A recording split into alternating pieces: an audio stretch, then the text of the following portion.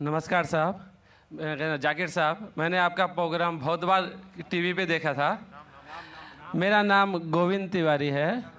मैं कॉलेज में प्रोफेसर हूँ। मैं जिस एरिया में रहता हूँ उस एरिया के आसपास कई मुस्लिम ऑर्गेनाइजेशन अपनी स्कूल चलाते हैं और उस स्कूल में स्टार्टिंग में जब प्रेयर होता है वहाँ पर न ही वंदे मातरम गाया जाता है। जब मैंने उनके प्रिंसिपल से पूछा कि आप ऐसा क्यों करते हो, आप वंदे मातरम भी नहीं गाते हो स्कूल में, तो कहते हैं वंदे मातरम में हिंदू है। और उनकी स्कूल में, कई स्कूलों में हिंदी भाषा ही नहीं है, हिंदी ही नहीं पढ़ाया जाता है। और उनके कहा ना देशभक्ति की कुछ भी पढ़ाने के लिए वे कतराते हैं। देशभक्ति के लिए आपके मजहब में किस तरह से डिफाइन किया गया है, ये ज़रा मुझे बताएंगे। भाई साहब ने एक सवाल पूछा है कि वो कई बार मेरे प्रोग्राम सुनते हैं टेलीविज़न पे और कहा है कि एक इलाका है जहाँ कई मुसलमान स्कूल है लेकिन वहाँ वंदे मातरम नहीं पढ़ाया जाता है, हिंदी नहीं पढ़ाया जाता है, क्या सही है? और आपके मज़हब में, इस्लाम में देशभक्ति के बारे में क्या कहा गया है? पहला सवाल कि मुस्लिम स्कूल में वंदे मातरम क्यों नहीं कहा जाता। हमें ये देखना चाहिए कि कोई भी गाना या कोई भी चीज़ आप कहते हैं उसकी मानी क्या है। आप जब वंदे मातरम पढ़ते हैं उसकी मानी है कि हम सिजदा करते हैं इस देश जो हमारी माता है, ऐसे कहा जाता है, और हम इसकी पूजा करते हैं। ये हमारे लिए शिर्क है, शिर्क है इस्लाम में और गलत है हिंदुइज्म में भी।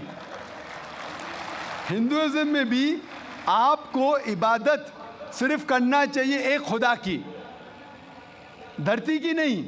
तो हिंदुइज्म में भी गलत है, क्रिश्चियनिटी में भी गलत है, इस्लाम में ही गलत है। लेकिन आम हिंदू अपने मज़हब को नहीं जानते, अपनी मजहबी किताबें नहीं पढ़े हैं, इसीलिए कोई भी आप गाना गाते हैं अगर उसके मानी खुदा के ख़िलाफ़ है, अल्लाह सुब्हानहू व तआला के ख़िलाफ़ है, भगवान के ख़िलाफ़ है, तो ऐसा गाना गाना गलत है। आपने मुझे शुरुआत में नमस्ते कहा।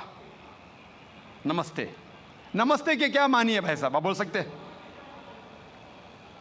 नहीं पता क्या मानी है? माइक्रोफोन ऑन कीजिए ज़रा भाई साहब का। नमस्ते मतलब मैं सर झुका के मैं आपको नमन करता हूँ। हाँ, सर झुका के आप मुझे नमन करता हूँ। नमन करता हूँ, सर झुका के। सर झुका के मुझे नमन करना शिर्क है, हराम है, प्रोहिबिटेड है। आप मेरे सामने भी सर नहीं झुका सकते, चाहे आप मुझसे मोहब्बत करते हैं, चाहे आप मेरी इज्जत करते हैं, फिर भी आप मेरे सामने सर नहीं झुका सकते। सर झुकाना चाहिए तो सिर्फ खुदा के सामने, अल्लाह के सामने, और मैं खुदा नहीं हूँ। आप जानते, आप मेरी इज्जत कर सकते हैं, मेरी बात जो मैं कहता हूँ उसके ऊपर अमल कर सकते हैं, लेकिन आप मेरे सामने सर नहीं झुका सकते। इसीलिए मैं जवाब में आपको कहूँगा अस्सलामु अलैकुम, आप पे सलामती हो, आप पे सलामती हो। आप समझे ना? मैं आपके सामने झुक नहीं सकता हूँ। ये सिर झुकेगा तो सिर्फ अल्लाह के सामने, सिर्फ खुदा के सामने।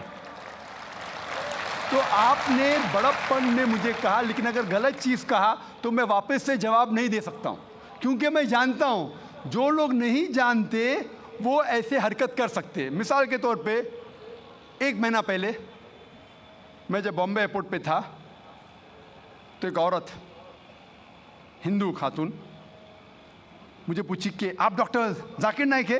Are you doctor Zakir Naik? मैंने कहा जी हाँ। ओ, मैं आपका रोज़ प्रोग्राम देखती हूँ, मैं दुबई से 25 साल के बाद बम्बई में आ रही हूँ, 25 साल के बाद हिंदुस्तान में आ रही हूँ। उसकी सिर पे टीका था, हिंदू औरत थी, बोलती मैं आपके प्रोग्राम देखती हूँ और बहुत अल्हम्दुलिल्लाह तारीफ़ करने लगी। सारी तारीफ़ अल्लाह की है, मैं कुछ भी नहीं हूँ। और फिर कहने लगी कि मैं तुम्हारे पैर छूना चाहती हूँ। मैंने कहा कि ये गलत है, शिर्क है। तो बोले क्यों? वही जवाब मैंने दिया, आप जो भी कहो मैं आपकी बात मानूंगी। तो मैंने कहा आप कुरान मजीद पढ़िए, कुरान मजीद पढ़िए और इसके ऊपर अमल कीजिए। और मैंने तकरीर की है similarities between Islam and Hinduism. इस्लाम और हिंदुइज्म में यकसानियत, और साबित किया है कि हिंदुइज्म में भी लिखा है कि आप सिर्फ एक ईश्वर की इबादत करना चाहिए, जितने ऋषि आने वाले उनमें मानना चाहिए, और मोहम्मद सल्लल्लाहु अलैहि वसल्लम में भी। तो आपको अगर कुरान और वेदा पे अमल करना चाहिए जो यकसा है, आपको एक खुदा में मानना पड़ेगा और आखिरी पैगंबर मोहम्मद सल्लल्लाहु अलैहि वसल्लम पर। आपका और एक सवाल था कि हिंदी क्यों नहीं पढ़ाई जाती है, हिंदी मुस्लिम स्कूल में क्यों नहीं पढ़ाई जाती है। कुछ स्कूल में हो सकता है, लेकिन मेरे हिसाब से अक्सर स्कूल में हिंदुस्तान में हिंदी पढ़ाई जाती। जो स्कूल मैंने कायम किया हूँ, इस्लामिक इंटरनेशनल स्कूल, उसमें भी हिंदी पढ़ाई जाती है। ना हिंदी, मराठी भी, जो हमारे स्टेट लैंग्वेज है, हम पढ़ाते हैं, जोर देते हैं अंग्रेज़ी और अरबी पर। नंबर 1 अंग्रेज़ी अरबी, फिर उर्दू, हिंदी, मराठी, आगे चल के संस्कृत भी सिखाएंगे, संस्कृत भी, ताकि हिंदुस्तानी लोग जितने मज़ाहिब इस देश में हैं उसको समझे। मैं गवर्नमेंट से कहता हूं कि हिंदुस्तान में संस्कृत आम करो। संस्कृत आम करेंगे तो लोग वेदा पढ़ेंगे, पढ़ने के बाद हक के तरफ आएंगे और हिंदू मुस्लिम एक हो जाएंगे। हिंदी तो छोड़ो, संस्कृत, क्योंकि वेद संस्कृत में, हिंदी में नहीं है। हिंदू की ज़बान है संस्कृत, और मैंने तकरीर की है हिंदुइज्म और इस्लाम में यकसानियत। लेकिन आम हिंदू अपनी मजहबी किताब पढ़ा ही नहीं तो क्या जानेगा। तो मैं संस्कृत कोट करता हूँ, फिर तर्जुमा करता हूँ और कहता हूँ कि आपको अगर लगता है कि मैं कुछ गलत कह रहा हूँ, रेफरेंसेस देता हूँ मैं। आपका आखिरी सवाल था कि इस्लाम में देशभक्ति के बारे में क्या कहा गया है।